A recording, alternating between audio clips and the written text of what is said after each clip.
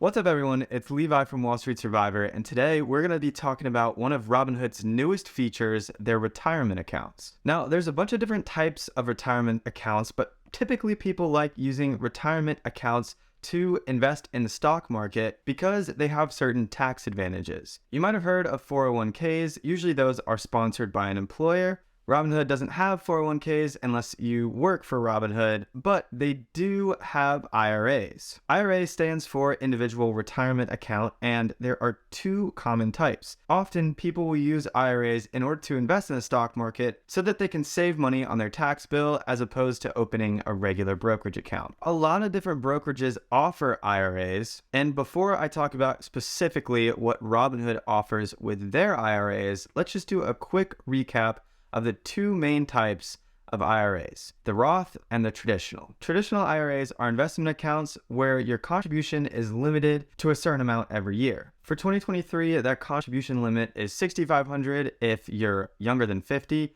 and $7,500 if you're older than 50. Any contributions that you make to a traditional Roth IRA are tax deductible, meaning that they are a write-off from your taxable income. So that means if you're under 50, you can write off up to $6,500 if you contribute the max to a traditional IRA. You can start withdrawing your money from your IRA when you're 59 and a half, and for traditional IRA, withdrawals from that account will be taxed as regular income. If you take your money out before 59 and a half, there is an additional 10% penalty.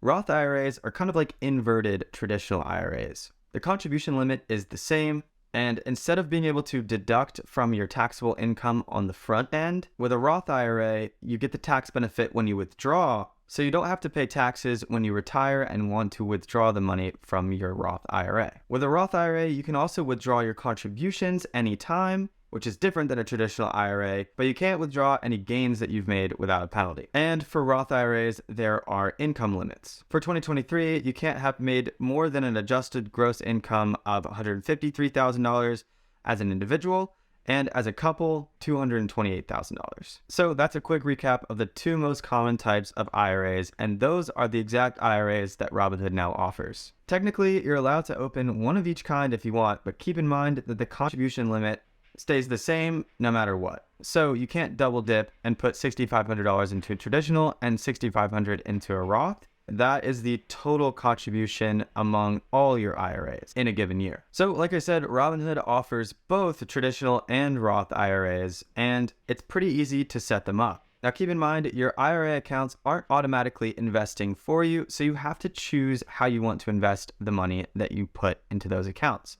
Using Robinhood's IRA Instant feature, you can instantly have access to your deposits up to $1,000, so you don't have to wait for slow bank transfers. Robinhood currently has two major options for how you want to structure investing within your IRA, whether it's a Roth or a traditional. You can choose a pre-built recommended portfolio based on your risk tolerance, your goals, and your age. The recommended portfolios are made up of 5 to 8 ETFs that Robinhood determines based on your investing profile. The other option is to go completely self-directed, where you choose what stocks, options, and ETFs you want to buy, when to sell. Everything is completely manual. But do keep in mind that for these IRA accounts, their assets currently available are just among stocks, options, and ETFs. So if you're somebody that's closer to retirement, this may not be as good for you because they don't really have access to anything fixed income, and they don't have a lot of alternative assets available for the IRA accounts. This makes sense given that a lot of Robinhood users are younger and not as close to retirement, so they might want to have a more equity-heavy portfolio as opposed to fixed income at this stage in their life. I'll be curious to see if Robinhood eventually does add fixed income, but for now, just stocks, options, and ETFs. The biggest perk and what I think makes Robinhood's IRA accounts really unique is that they offer a 1% match. Now, you've probably heard of this if you have a 401k. Employers will offer a percentage match for contributing to your 401k. Robinhood took this idea and applied it to their IRA accounts, and they're offering you 1% for every dollar that you contribute. Now, obviously, because there are contribution limits, that means that you can only get up to $65 or $75 a year, but still, it's free money. And if you start young enough, that compound interest plus the match can add up to a lot by the time you actually retire. The only stipulation on that 1% match is that it has to come from outside of your Robinhood brokerage.